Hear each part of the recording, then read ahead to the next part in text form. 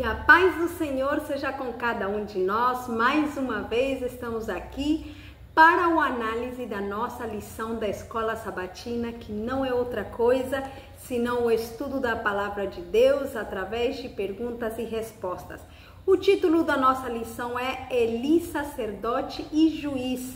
E vamos então, antes de analisar, vamos pedir a Deus a sua sabedoria. Querido Pai Celestial, neste momento estamos teus filhos, agradecidos por tuas bênçãos. Te pedimos teu perdão e te pedimos também a tua sabedoria, por favor, para que possamos compreender a tua palavra neste momento. Envia-nos teu Santo Espírito para que seja o nosso mestre. Em nome de Jesus. Amém. Bom, então vamos para a análise da nossa lição. Vamos ver então a nossa introdução da nossa lição que nos diz: Eli tinha errado grandemente em permitir que seus filhos ministrassem no ofício santo. Desculpando a sua conduta sob um pretexto ou outro, tornou-se cego aos seus pecados, mas chegaram afinal a um ponto em que não mais ele podia cerrar os olhos aos crimes dos filhos. O povo se queixava das suas ações violentas e o sumo sacerdote ficou pesaroso e angustiado.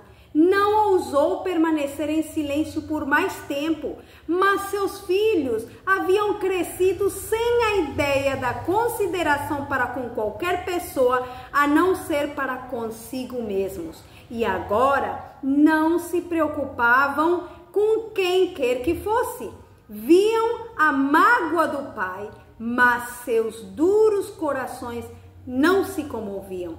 Ouviam-lhe as brandas admoestações, mas não se impressionavam, tampouco modificavam sua má conduta, embora advertidos das consequências do seu pecado. Se Eli houvesse tratado com justiça seus ímpios filhos, teriam sido rejeitados do ofício sacerdotal e punidos de morte. Temendo assim trazer a ignomínia e a condenação pública a seus filhos, manteve-os nos mais sagrados cargos de confiança. Permitiu também que misturassem sua corrupção com o santo serviço de Deus e infligissem à causa da verdade um dano que os anos não poderiam apagar. Quando, porém, o juiz de Israel negligenciou sua obra, Deus tomou a questão em suas mãos.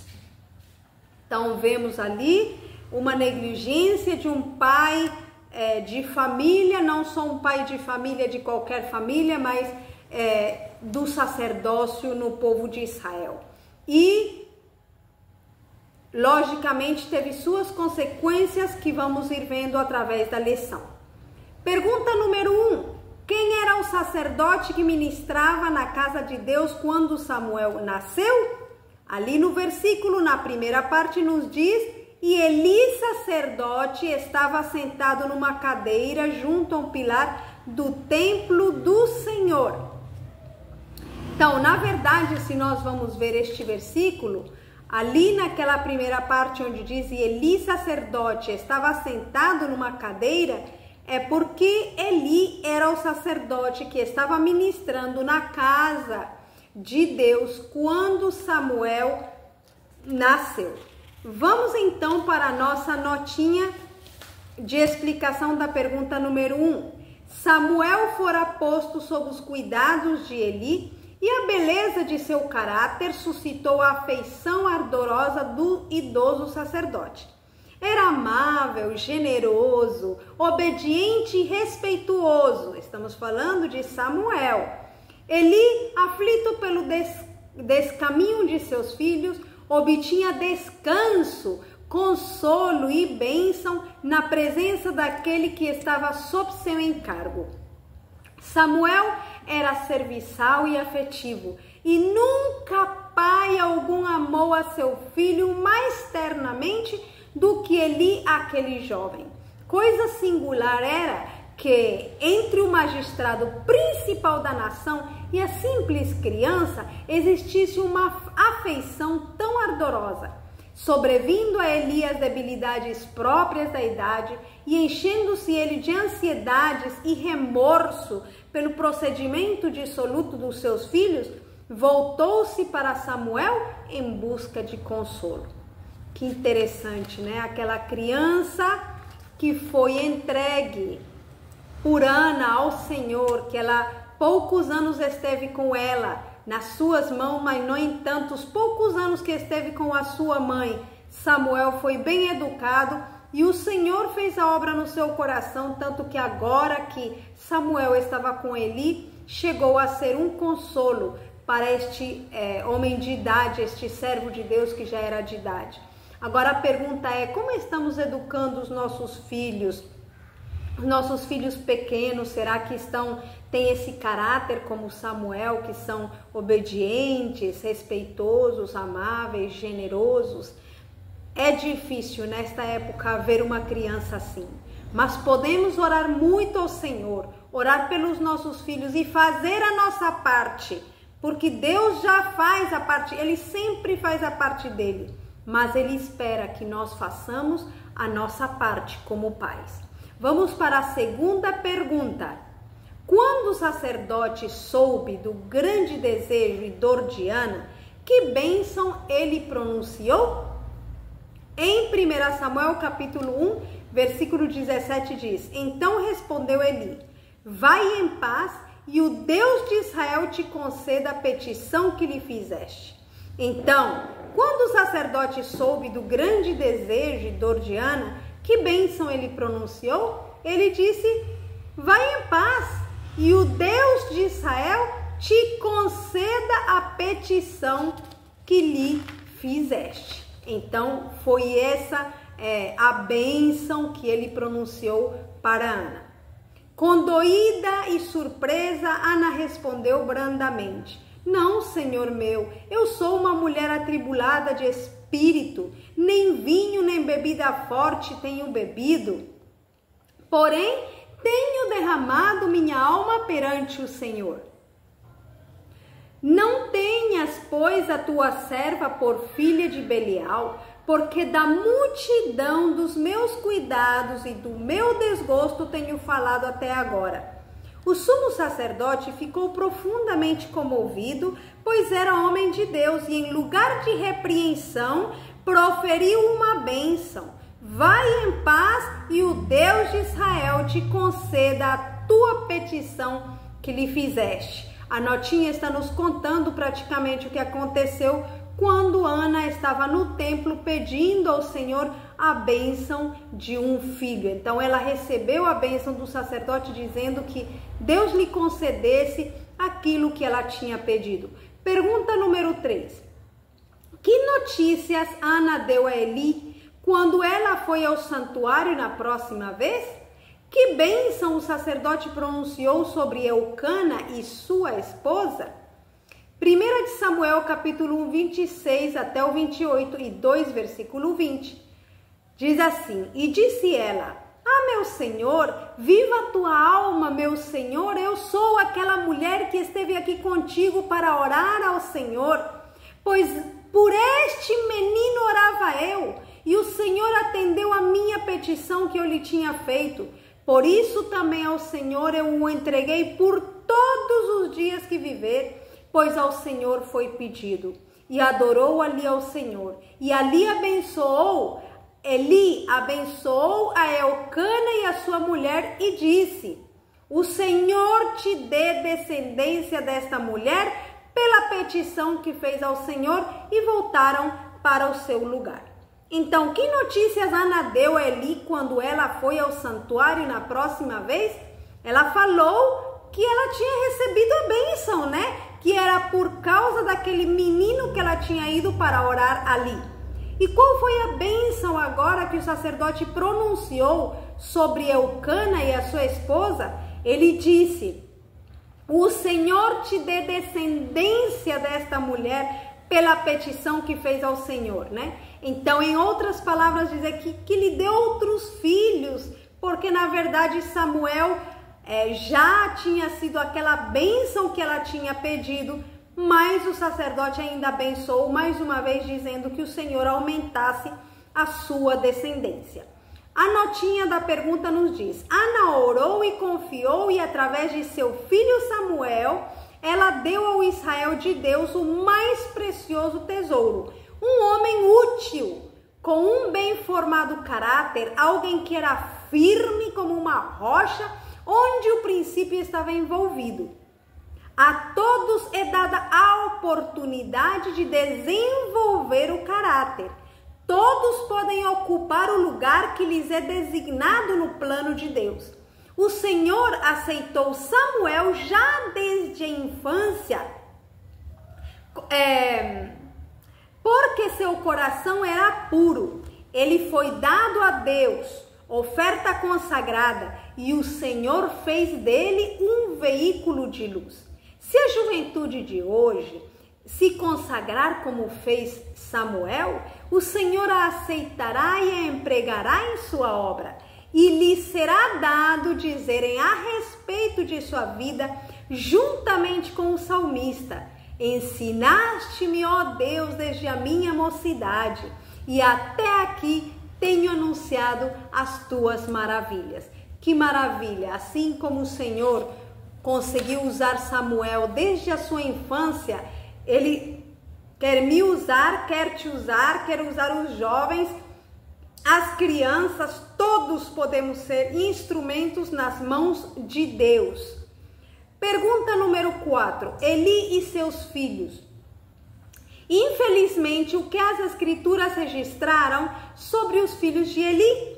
Que repreensão ele lhes deu quando soube de suas ações malignas?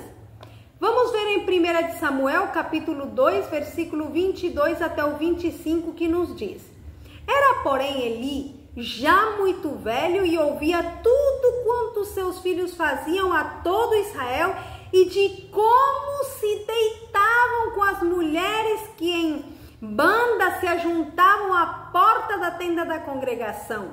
E disse-lhes: Por que fazeis tais coisas? Pois ouço de todo este povo os vossos malefícios.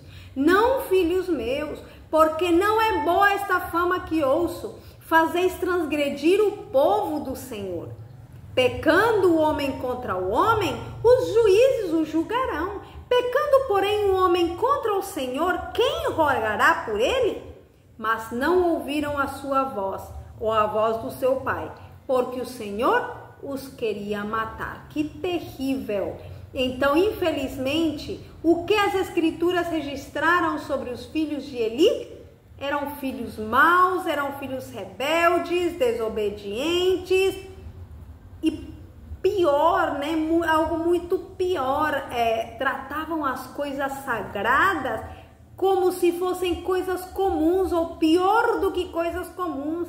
Porque como, de que jeito poderiam eles, sendo sacerdotes, porque os filhos de Eli, nós sabemos que eles eram sacerdotes, mas eles se deitavam, diz a Bíblia, com as mulheres que em banda se juntavam à porta da tenda da congregação. Sinceramente, não dá para pensar como é que isso poderia acontecer. Então, foi algo muito terrível. E que repreensão ele lhes deu quando soube de suas ações malignas? Ele reclamou, né? Ele disse: Não, filhos meus, porque não é boa esta fama que ouço. Fazeis transgredir o povo do Senhor. Pecando o homem contra o homem, os juízes o julgarão. Mas se o homem peca contra o Senhor, quem vai rogar por ele? É isso que disse Eli. Mas, na verdade, nós sabemos que ele fez tarde demais esta petição, vamos dizer, ou esta reclamação, porque, na verdade, ele devia ter feito isso desde que as crianças eram pequenas, isso que nós vimos na nota anterior. Ele deixava que seus filhos fizessem o que quisessem. Vamos ver ainda mais também nas notas próximas. Mas vamos ler essa notinha. Diz assim: Os filhos de Eli em vez de se compenetrarem da solenidade deste serviço simbólico, apenas pensavam como poderiam fazer um meio para a satisfação própria. Não contentes com a parte que lhes tocava das ofertas pacíficas, exigiam uma porção adicional, e o grande número desses sacrifícios apresentados nas festas anuais dava aos sacerdotes oportunidade de se enriquecerem à custa do povo. Não somente reclamavam mais daquilo a que tinham direito, mas recusavam-se mesmo a esperar até que a gordura estivesse queimada como oferta a Deus. Persistiam em reclamar qualquer porção que lhes agradasse e, sendo-lhes negada, ameaçavam por tomá-la à força. Pela violência, né? A força, na verdade. Então, estes filhos de Eli realmente não tinham nenhum pingo de reverência pelas coisas de Deus, somente pensavam em si mesmos e se aproveitar da ocasião. Pergunta número 5. Quão bem sucedido foi Eli em conter seus filhos e corrigir seu comportamento? 1 Samuel 3,13 diz: porque eu já lhe fiz saber que julgarei a sua casa para sempre, pela iniquidade que ele bem conhecia, porque fazendo-se os seus filhos execráveis, não os repreendeu. Aqui tem algo muito interessante, porque na pergunta anterior nós vimos que parece que sim, ele tinha repreendido. A coisa é que a repreensão não deve ser somente palavras. Nós, quando vemos coisas graves que os nossos filhos estão fazendo, nós temos que proceder, tomar decisões e tomar medidas. Não é simplesmente falar, filho, não faça tal coisa e não agir de jeito nenhum. Não, nós temos que agir quando tem coisas erradas. No caso, por exemplo, como dizia a nota da pergunta número 3, parece que era aquela que falava que se Eli fosse tomar as leis como eram, ele tinha que entregar seus filhos, na verdade, ao povo, eles tinham que ser entregados à morte, tinham que ter sido tirados do ministério. Eles não podiam oficiar como sacerdotes, no entanto, ele deixou os seus filhos oficiar na casa de Deus, fazendo toda essa maldade. Então, para nós como pais, também existem lições que nós podemos tomar aqui. Tem coisas que nós não podemos permitir que nossos filhos façam e dentro das nossas casas. Tem pecados que se fazem dentro dos nossos lares e às vezes nós deixamos, não, porque meu filho já é grande. Mas se ele está morando na minha casa, ele tem que obedecer os princípios da casa. Os nossos lares como cristãos devemos ter as regras de Cristo no nosso lar. A obediência ao Senhor deve ser a lei que rege os nossos lares. Porque se não é isso que rege os nossos lares, então o que vai regir os nossos lares? Se os nossos filhos querem fazer a sua própria vontade, eles vão fazer quando eles saírem de casa. Mas se nós somos autoridade no nosso lar, é o nosso dever que o Senhor nos colocou, como disse Josué, eu e a minha casa serviremos ao Senhor. A nota nos diz, o sacerdote juiz de Israel não foi deixado em trevas quanto ao dever de restringir e governar os filhos que Deus dera aos seus cuidados. Mas Eli recusou deste dever porque o mesmo implicava contrariar a vontade de seus filhos e tornaria necessário puni-los e repudiá-los. Sem pesar as terríveis consequências que se seguiriam à sua conduta, condescendeu com seus filhos no que quer que desejassem e negligenciou a obra de os habilitar para o serviço de Deus e para os deveres da vida. Eli, porém, permitiu que seus filhos o governassem. Ou seja, não era Eli quem governava, eram seus filhos os que o governavam. O pai se tornou sujeito aos seus filhos, A maldição da transgressão foi visível nas corrupções e males que assinalaram a conduta de seus filhos. Estes não tinham a devida apreciação do caráter de Deus, nem da santidade de sua lei. Para eles, o serviço era uma coisa comum. Desde a infância se haviam acostumado ao santuário, aos seus serviços, mas em vez de se tornarem mais reverentes, perderam toda a noção de santidade e a significação do mesmo. O pai não lhes corrigira a falta de reverência para com a sua autoridade, não impedira ao desrespeito deles pelos serviços solenes do santuário, e quando chegaram à maioridade, estavam cheios dos frutos mortíferos do ceticismo e da rebelião. Pergunta: como estamos educando nossos filhos? Quem é que governa os nossos lares? Será que os nossos filhos estão nos governando ou nós estamos governando os nossos filhos? Se até agora nós temos nos deixado governar pelos nossos filhos, peçamos perdão a Deus e peçamos a sua sabedoria para agir com amor, mas para agir também com firmeza. Tem coisas que nós não podemos permitir que os nossos filhos nos mandem fazendo coisas erradas dentro da nossa casa, dentro do nosso lar, coisas que desagradam a Deus. Eu me admiro porque há muitas pessoas que têm os seus filhos ainda pequenos em casa.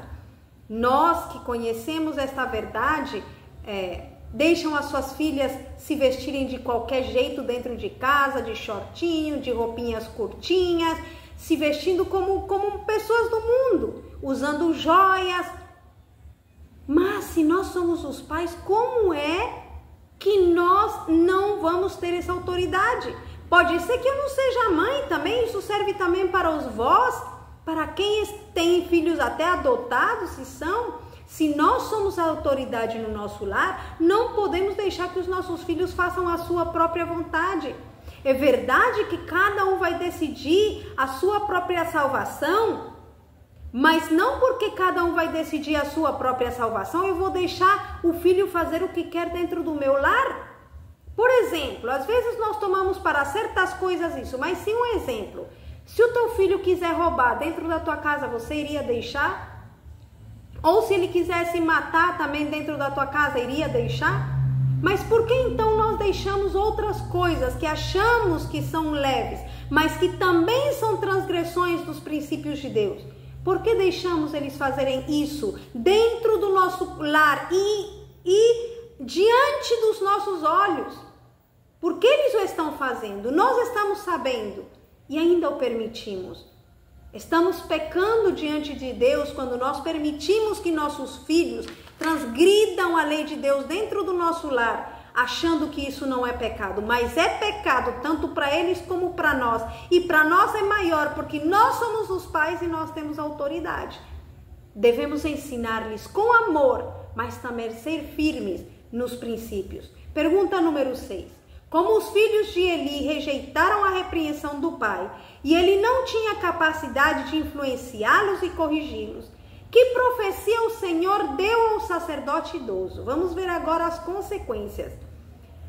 Versículo de 1 Samuel, capítulo 2, versículo 30 até o 34 diz: Portanto, diz o Senhor Deus de Israel, na verdade, tinha falado eu que a tua casa e a casa de teu pai andariam diante de mim perpetuamente. Porém, agora diz o Senhor, longe de mim tal coisa, porque aos que me honram, honrarei, porém aos que me desprezam, serão desprezados. Eis que vem dias em que cortarei o teu braço e o braço da casa do teu pai, para que não haja mais ancião algum em tua casa. E verás o aperto da morada de Deus em lugar de todo o bem que houvera de fazer a Israel. Nem haverá por todos os dias ancião algum em tua casa. O homem, porém, a quem eu não desarraigar do meu altar, será para te consumir os olhos e para te entristecer a alma. E toda a multidão da tua casa morrerá quando chegar a idade varonil. E isto te será por sinal, a saber o que acontecerá aos teus 2 filhos, a Ofni e Finéias, ambos morrerão no mesmo dia.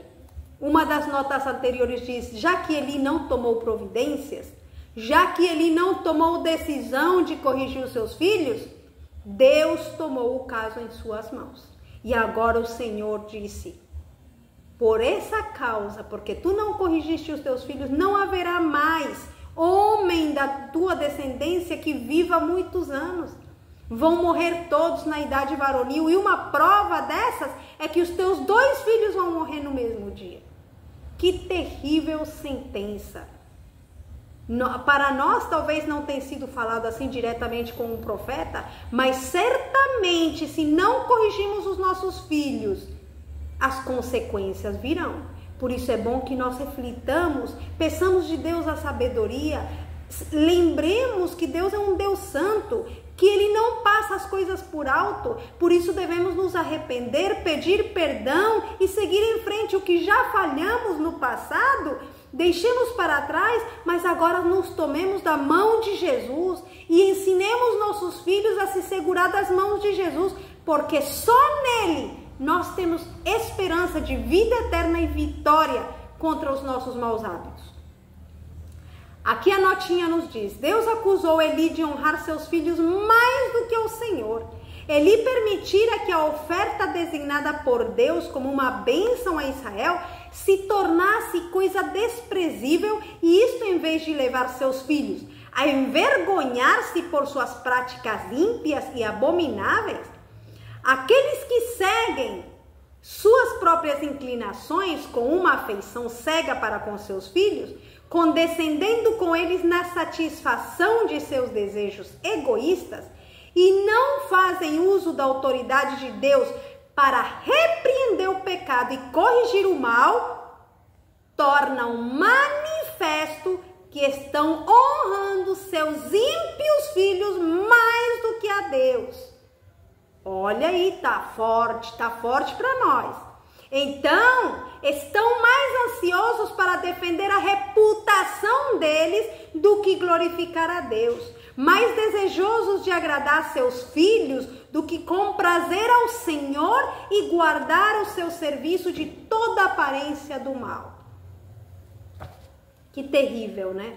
Quando os nossos filhos são os que decidem por nós.